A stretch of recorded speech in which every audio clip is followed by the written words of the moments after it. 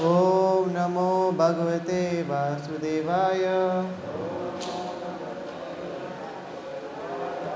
Om Namo Bhagavate Vasudevaya. Okay, so today we are going to be speaking from chapter 13, entitled Nature, the Enjoyer and Consciousness. And we are going to be reading text number 34. Repeat after me. Yata prakashyati ekah kritsnam lokam imam ravi kshetram kshetri tata kritsnam prakashayati bharata yata prakashayati ekah kritsnam lokam imam ravi kshetram kshetri tata kritsnam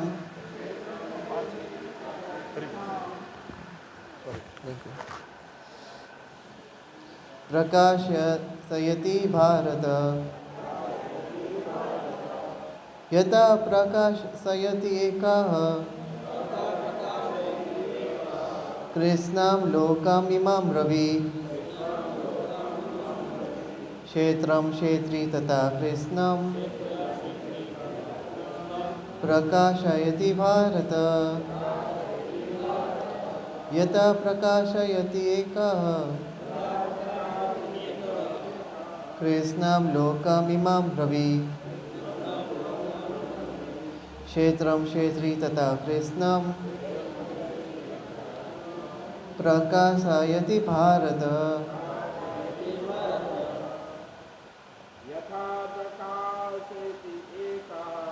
yata prakashayati ekah kritsnam lokam imam ravi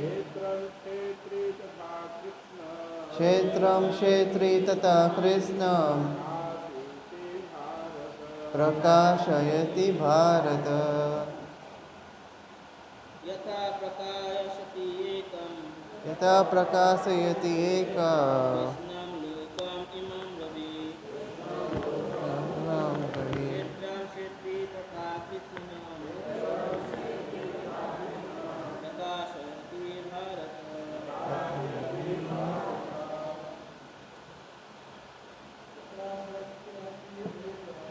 yata prakashayati ekah kritsnam lokam imam ravi kshetram kshetri tata kritsnam prakashayati bharata. Mataji's. Yata prakashayati ekah kritsnam lokam imam ravi kshetram kshetri tata kritsnam prakashayati bharata.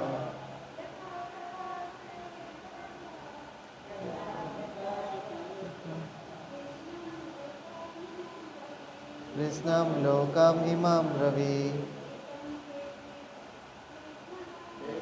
kshetri tata kritsnam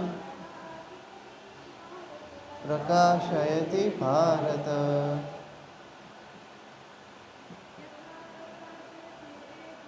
yata prakashayati ekah kritsnam lokam imam ravi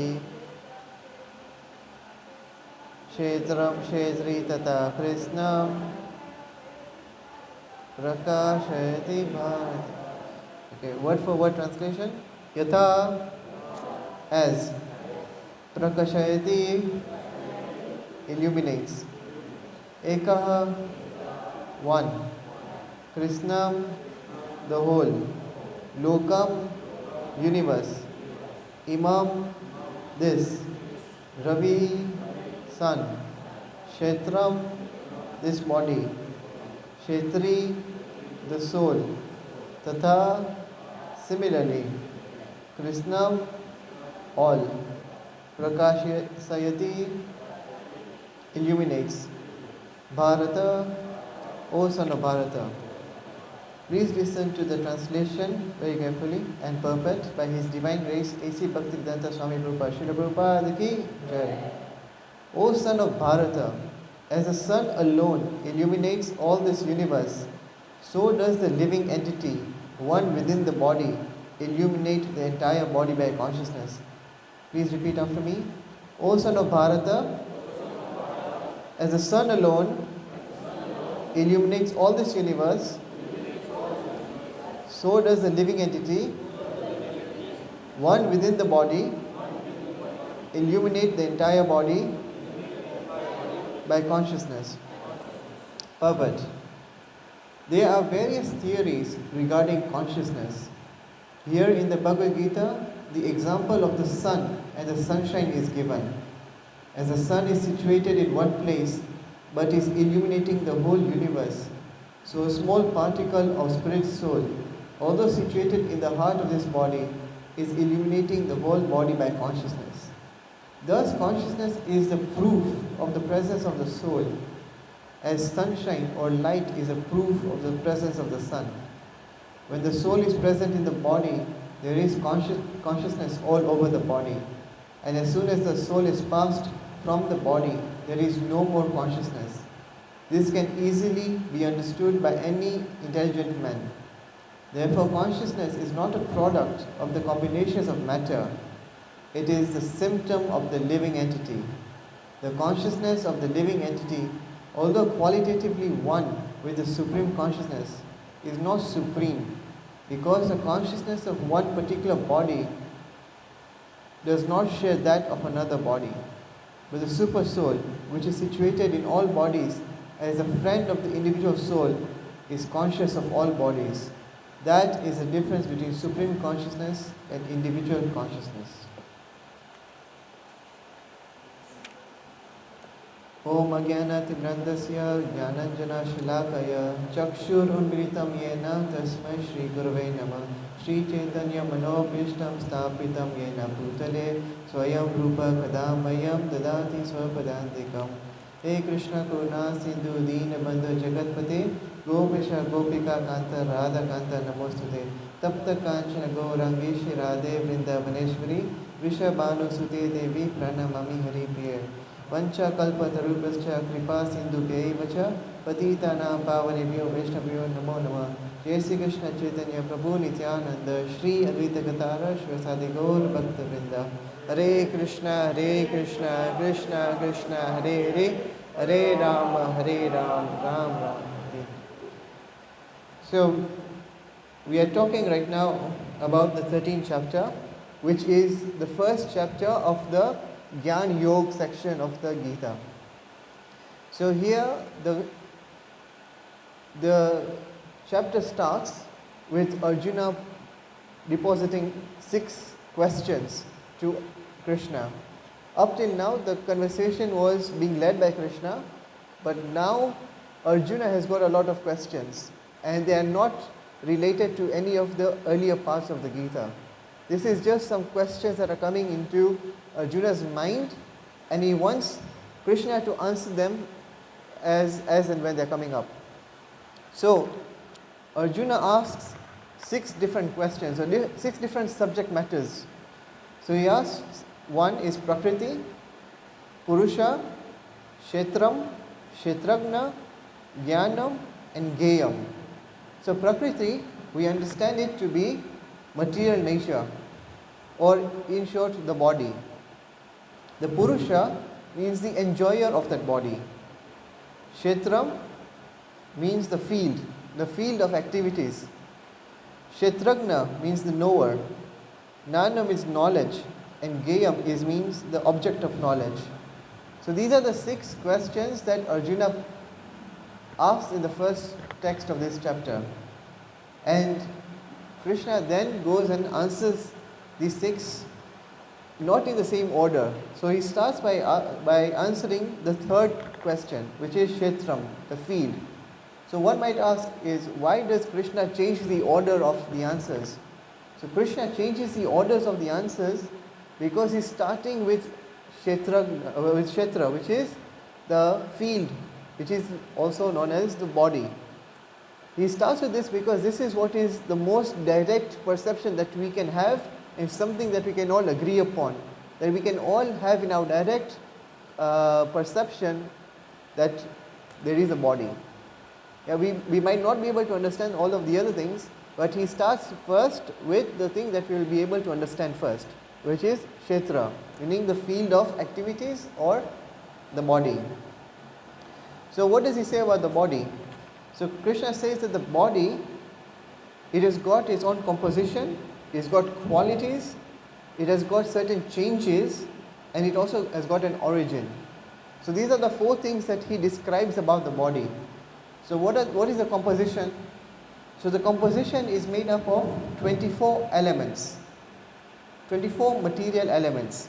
So what are these 24 elements?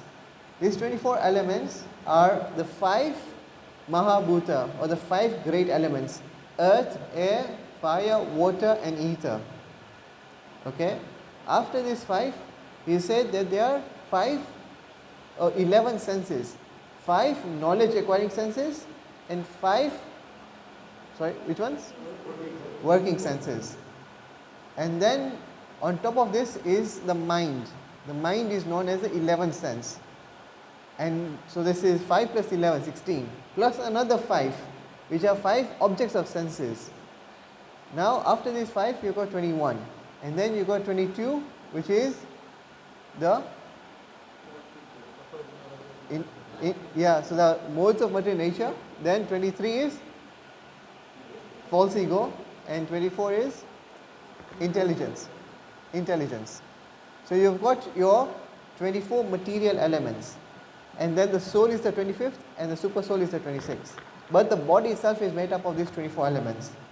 And then there are qualities of the body, and these qualities arise because of the interaction of these 24 elements.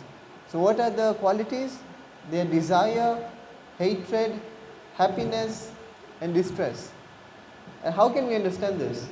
So we understand this from an example. Say that a person has gone to a movie theater, and that person is so engrossed in watching the movie that they start thinking that they are like the hero. So there's a hero in the movie, and that hero is on a quest.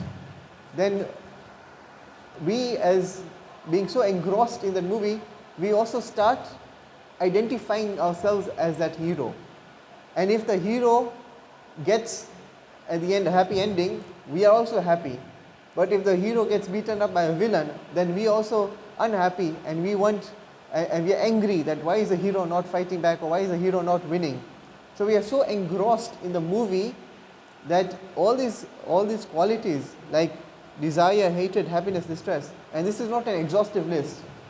There is a lot more qualities that come out from the body, but this is all because of an interaction between the 24 elements. And then there are 6 changes in the body. What are the 6 different changes?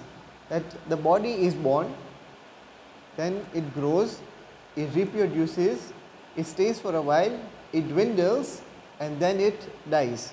So these are the 6 changes that happen in a body. And then what is the origin of the body? So Krishna says that all the bodies that you see, these were arranged by a particular soul's karma, and it is given by the agency of Maya or the material nature.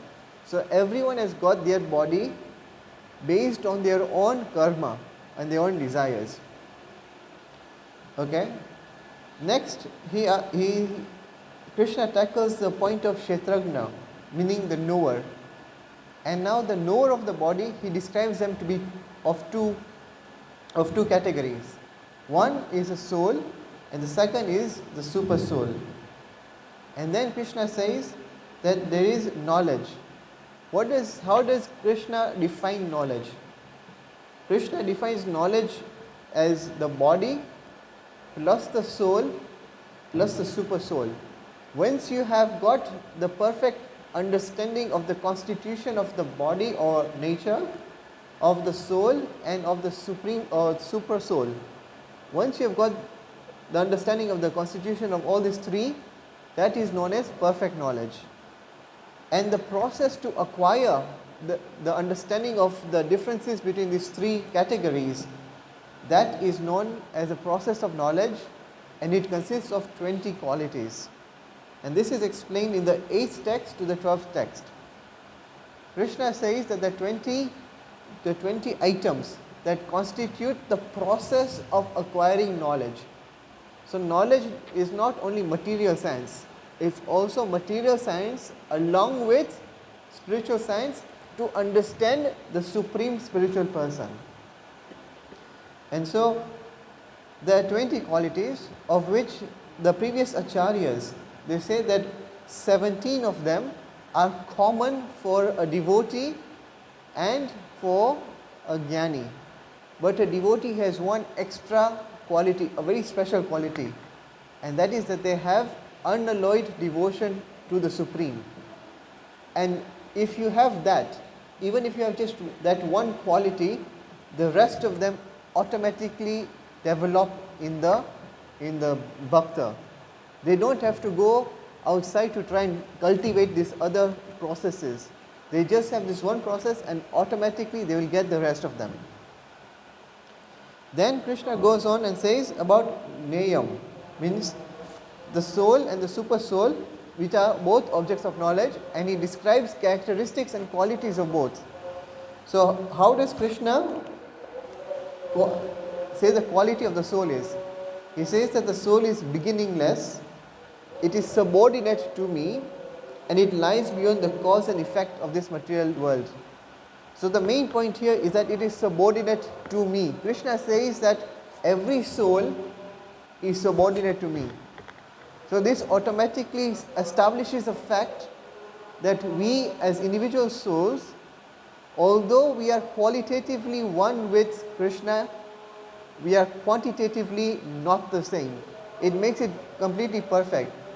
So it kind of destroys the conception that we can become God. We never become God. Krishna explains here that the quality of the soul is to be subordinate to him. And next, he says about the super soul. And the super soul, the qualities are outlined in the 14th to 18th text of this chapter. So how can we understand the difference between the super soul and the soul? We can understand this by looking at the entire ocean and looking at one drop of the ocean water. The one drop of the ocean water is qualitatively having the same composition as the entire ocean. But that does not mean that the drop of water or ocean water is the same as the ocean. Finally, after describing all these four items, Krishna then tackles the first two items that Arjuna asked, which is what is Prakriti and what is Purusha.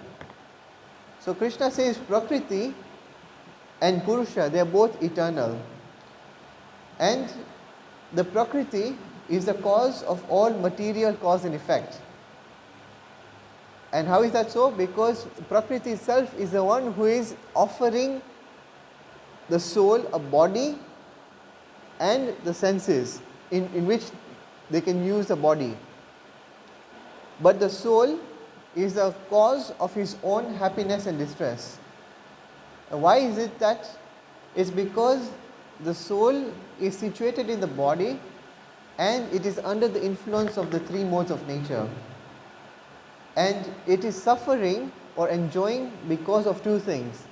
One, it is misidentifying itself as the body, and two, because it is misusing its minute independence. By thinking that he wants to enjoy, he is bound by this misconception that he thinks he is the enjoyer, but he is not exactly the enjoyer. He is supposed to be the enjoyed. And the super soul is known as the real Purusha. He is the real enjoyer, the real proprietor. And finally, we have all these questions being answered by Krishna. But what is the result of all this knowledge? What should happen once you have got a good knowledge of all these 6 topics? So the result of having perfect knowledge is that you get perfect vision. So the vision is that you have a perfect vision of the three categories: the Paramatma, Prakriti and Jivatma, or the soul. Because that's what we understand as knowledge. Knowledge is understanding perfectly what is a body, what is a super soul, and what is a soul. And the interaction between these three things is known as perfection of knowledge. So the result of that is you understand everything in its right position. So what is the vision that you should have of Paramatma? The vision that you should have of Paramatma is that the Paramatma is equally disposed to all, and it is there in the heart of everyone, and that it is indestructible. And then we understand that the Prakriti is actually the doer and the Jiva is the non-doer. And then we have that all the souls are everywhere, but they are bound by the body and they are also accompanied by the super soul. So wherever you look, you will have something known as Brahman vision. It means you will look at everyone not based on the externals, but understanding that each and every living entity and material nature is nothing but the soul and the super soul interacting with the material nature. How do you understand that? When I look at somebody, I look at this person not being that body, but actually being a soul within the body, accompanied by the Supreme Soul, and understanding that that person is under the modes of the nature, but that person is a pure soul. And so what happens when you have that knowledge? It means that you don't degrade yourself. It's because you see the Paramatma in everyone, and then understand that also all situations are controlled by the Paramatma. He is in control of every situation. So then good situations and bad situations, you will look at that as an opportunity to grow closer to Krishna. There are many times that we always come in front of Krishna whenever there is a difficulty, and we say that, why have you given this difficulty to us? But a devotee doesn't look at it that way. A devotee will always look at reversals in their life as an opportunity to grow closer to Krishna. We can see many examples of this in the Bhagavatam. We have the example of Narad Muni. Narad Muni found that when his mother passed away by a snake bite, he took that reversal as an opportunity to grow closer to Krishna. It's like, thank you for arranging this, because now it means that I don't have any attachment in this world, and so now I can focus purely on Krishna Bhakti. Similarly, think of Vidura.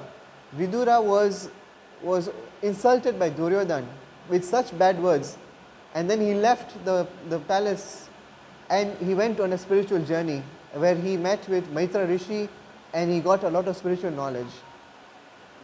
Or think about the Kunti prayers. Kunti says in her prayers that, may these adversities befall upon us more and more, because it's because of this adversities that we are able to remember your lotus feet more and more.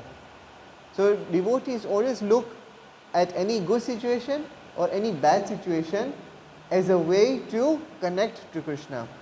And that is based on spiritual vision, and that comes about by perfect knowledge. Now we move on to the last, like this verse and the previous verse. So one may ask is that if the soul is encaged by a material body, does the soul get contaminated by that body? And the answer is no. Krishna gives two examples to clarify this. The first example he gives in 13.33, the previous shlok. He says that just as the sky is although all pervading, it doesn't mix with anything. You might see the cloud and the sky together, but the cloud doesn't mix with the sky. That's the first example. And the second example is the one of today's shloka, is that the sun alone illuminates the whole universe. So similarly, there are three similarities between this example and what we can understand with the soul. So the sun, it is situated in one place, but it illuminates its sunlight everywhere. Similarly, the soul is situated in the heart region, but it spreads its consciousness everywhere. Second similarity is that the sun is very small compared to the entire universe. Similarly, the soul compared to the entire body is very minute. It is said in the Shastras that the size of the soul is if you take a tip of the hair and cut it by 100 parts, and then take one of those parts and cut it by another 100 times. That is the dimension of the soul. And that small, minute, atomic size of the soul is able to power and move a huge body, not only of a human being, but even a body of an elephant. So imagine how much powerful that single soul is. Third similarity is that without the sun, the whole world is in darkness, and without the soul, the body drops dead. It is lifeless. It is not functioning. Now somebody might ask, is in the purport, Prabhupada tackles it saying that consciousness is not material. It is a symptom of the soul which is spiritual. But how can we logically understand that consciousness is not material? It's because consciousness is the energy that allows us to experience all other energies. Let me explain that by an example. So, for example, say there is the midday sun. The midday sun is so strong, and then it hits on a person's head. Now that person will feel the scorching heat. He will feel the scorching heat of the sun. But the sun itself is not aware, or the sun rays is not aware of its own temperature. But that person is aware of the temperature of the sun rays. Yeah?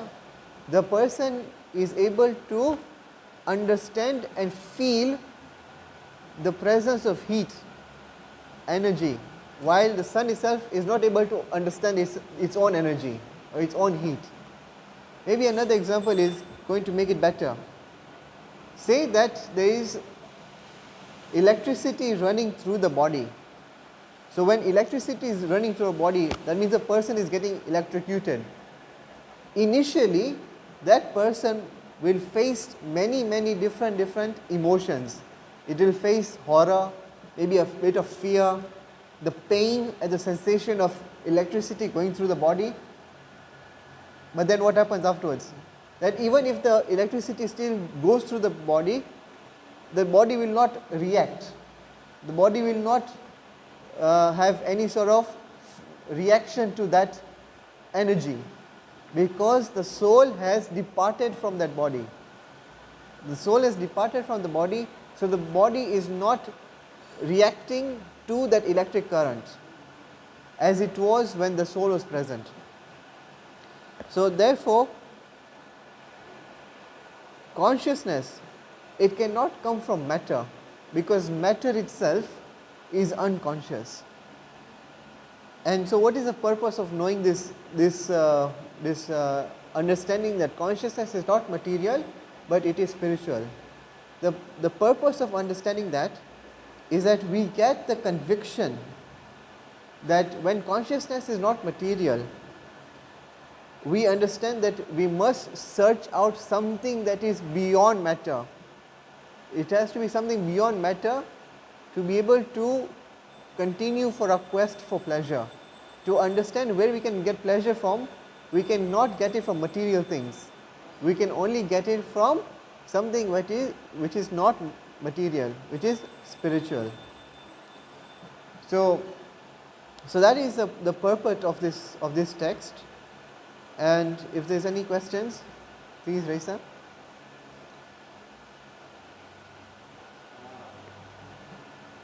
Mention here soul and super soul. Both the soul is not contaminated and super soul also is not contaminated. Yeah.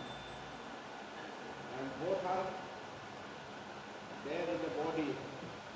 The consciousness of the soul is equivalent to the consciousness of the Paramatma super soul. No, because it was. How will you understand? How we can understand? Consciousness, soul is also there. Yeah. Spread the consciousness, and Paramatma is also there to spread the consciousness. Both consciousness are equally we are body realizing. Yeah. No, we don't realize it equally, because I will only be able to experience what is inside my field of activities. I will not be able to experience what is in your field of activities. It is in the body. In Okay. the body, one body. Yeah. One body.